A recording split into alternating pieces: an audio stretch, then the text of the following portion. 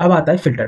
Filter का use किया जाता है कि जैसे मान लीजिए इसको और समराइज़ करना है। अब आपसे ये रिक्वायरमेंट है कि आपको प्रोडक्ट देने हैं, ठीक है? प्रोडक्ट का अमाउंट बताना है, लेकिन सिर्फ़ 3 सिटी का ही बताना है। तो उस कंडीशन में हम सिटी को फ़िल्टर में ड्रैग कर देंगे, जैसे मैंने ड्रैग किया है, इस तरीके से और यहाँ पे आप फ़िल्टर लगा सकते हैं।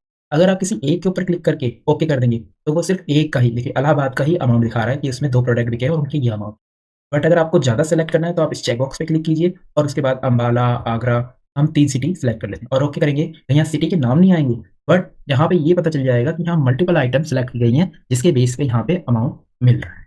ठीक है? तो इस तरीके से यहाँ पे सिर्फ़ आपको 4 फ़ील्ड प्रोवाइड की गई है, फ़िल्टर, कॉलम, रो और वैल्यू और इसमें किस तरीके से डेटा को ड्रैग किया जाता है, या आप प्रैक्टिस के बेस पे ही अच्छी तरीके से सीख सकते हैं। बस नॉलेज के लिए आप ये रखिए कि रो और कॉलम में हमें अल्फ़ाबेटिक डालना है और वैल्यू को, न्यूमेरिक को वैल्यू में ड्रैग करना है। ऐसा नहीं कि अगर आपने इसमें अल्फ़ाबेटिक ड्रैग कर दिया तो काम नहीं करेगा, वो फिर भी काम करेगा। जैसे मान लीजिए मैंने सिटी को कर दिया, लेकिन सिटी सिर्फ़ वो काउंट करके बता सकता है, सिटी को वो सम नहीं कर सकता क्योंकि यहाँ अल्फ़ाबेटिक है और अल्फ़ाबेटिक सम नहीं होते, वो सिर्फ़ काउंट हो सकते हैं। जैसे इलाहाबाद को काउंट कर लिया, चार्जर में कौन-कौन सी सिटी इंक्लूड है, तो उसके अंदर वो सिटी काउंट करके दिखा देगा, जैसे आगरा हो गई, इलाहाबाद हो गई या लखनऊ हो गई, तो वो ये काउंट दिखा सकता है पर सम नहीं। तो इसलिए अगर आपको सम देखना है तो आपको इसमें कोई न्यूमेरिक वैल्यू को ही ड्रैग करना होगा जो सम हो सकती है।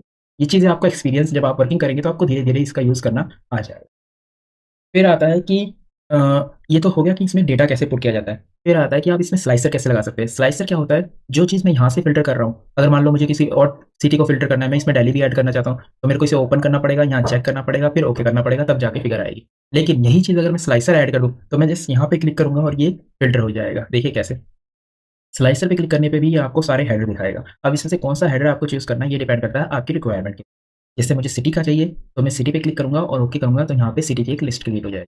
अब इसका इंटरफ़ेस मैं चेंज करना चाहता हूँ। मैं चाहता हूँ यहाँ पे 3 कॉलम क्रिएट हो जाए। तो यहाँ पे जाएँगे, स्लाइसर पे क्लिक करेंगे, स्लाइसर के एडिट में जाएँगे और यहाँ पे इसे कॉलम 3 कर देंगे। देखिए 3 पार्ट में सिटी आ गई। अब यहाँ पे मेरे को फ़िल्टर करने में आसानी होगी। मैं यहाँ से फ़िल्टर हटा सकता हूँ। उसके बाद अगर मेरे को 3 सिटी सेलेक्ट करनी है, जैसे मेरे को दिल्ली सेलेक्ट करनी है, चेन्नई सेलेक्ट करना है और बरेली सेलेक्ट करना है। तो मैं कंट्रोल को प्रेस करके इन तीनों को क्लिक करूँगा, तो यहाँ पे इन तीनों का डेटा नज़र आ जाएगा। तो फिर इस तरीके से मैं 1 मिनट यानी सेकंडों में फ़िल्टर हटा सकता हूँ और दोबारा से फ़िल्टर लगा सकता हूँ। अगर मैं किसी एक को क्लिक करूँगा तो सिर्फ़ उसी का डेटा दिखाएगा और अगर मैं कंट्रोल के साथ दूसरी सिटी को सेलेक्ट कर लूँगा, तो वो जिस-जिस सिटी पे मैं क्लिक करता जाऊँगा कंट्रोल के साथ, वो इसमें ऑटोमैटिकली सेलेक्ट होती है। तो स्लाइसर का ये यूज़ होता है। यहाँ से आप उसके कॉलम को चेंज कर सकते हो, उसकी हाइट, विड्थ को चेंज कर सकते हो, उसके कलर को चेंज कर सकते हो। ठीक है ना? तो इस तरीके से स्लाइसर का यूज़ किया जाता है। अब आता है चार्ट। इसके ऊपर आप चार्ट भी क्रिएट करना चाहते हो, तो आप डिज़ाइन मोड पे जाइए। यहाँ पे आपको जैसे आपने यहाँ पे पाइवट के लिए ये देखिए चार्ट का ऑप्शन आपको यहाँ पे दिया हुआ है। आप पाइवट के ऊपर क्लिक रखेंगे तो ही ये हेडिंग नज़र आएगा। अगर आप बाहर क्लिक कर देंगे तो ये हेडिंग हट जाएगा। तो जिस चीज़ को सिलेक्ट करेंगे स्लाइसर के लिए आपको स्लाइसर सेलेक्ट कीजिए, तब स्लाइसर का हेडिंग आपको नज़र आएगा। पाइवट के लिए आप पाइवट को सिलेक्ट कीजिए, तो पाइवट का आपको यहाँ पे डिज़ाइन नज़र आएगा, यानी हेडिंग नज़र आएगा। अब पाइवट पे आप चार्ट भी क्रिएट कर सकते हैं। अब जैसे इसके ऊपर क्लिक करेंगे, ये आपको चार्ट क्रिएट करके देगा। डेटा आपने पहले से सिलेक्ट रखा है, जो डेटा इसके अंदर रहेगा, उसी का वो चार्ट क्रिएट करके देगा। सिटी वाइज़ डेटा यहाँ पे क्रिएट करके दे रखा है। मैं अभी फ़िलहाल स्लाइसर के ऊपर ही रख देता हूँ। अब देखिए यहाँ पे ये फ़िल्टर कर रखा है। यही चीज़ आप यहाँ से फ़िल्टर कर सकते हैं। जो चीज़ यहाँ है वो चार्ट के अंदर भी आपको नज़र आएगी। अब मैं अम्बाला सेलेक्ट कर लेता हूँ, तो देखिए कैसे फ़िगर चेंज हो जाएगी, ये देखिए फ़िगर चेंज हो गई। ठीक है? तो इस तरीके से आप चार्ट भी क्रिएट कर सकते हैं। ये मैं आपको शॉर्टकट में इसलिए समझा रहा हूँ क्योंकि ये प्रैक्टिस पे डिपेंड करता है। तो होपफुली मेरे को उम्मीद है कि आप इसकी प्रैक्टिस करेंगे और इसे ज़्यादा से ज़्यादा अपने प्रैक्टिस से क्लियर करेंगे। जो मेन चीज़ है वो मैं आपको एक्सप्लेन कर रहा था। अब पाइवट के अंदर एक इश्यू क्या आता है, पाइवट के अंदर एक इश्यू आता है जैसे कि आपने ये डेटा क्रिएट कर दिया, ये चार्ट क्रिएट कर दिया। लेकिन रोज़ डेली बेसिस पे आपका जो डेटा है वो बढ़ रहा है। तो इसकी रेंज आपको बार-बार बढ़ानी पड़ेगी। कैसे? मान लीजिए मैं यहाँ पे सिटी हटा देता हूँ, ठीक है? मैंने ये सिटी हटा दी, चार्ट को मैं यहाँ ड्रैग कर देता हूँ। अब यहाँ पे मैं रिकॉर्ड ऐड करता हूँ लैपटॉप का, इस डेटा के अंदर। मैं एक और लैपटॉप का डेटा बढ़ा देता हूँ इसके अंदर। ये मैंने ₹5000 और बढ़ा दिए, ठीक है? और यहाँ पे रिकॉर्ड आ गया 587। नाम भी चेंज कर देते हैं कुमार। सिटी हम दिल्ली रखते हैं। तो प्राइवेट का जो अभी अमाउंट आ रहा है यानी लैपटॉप का, वो आ रहा है 28,464।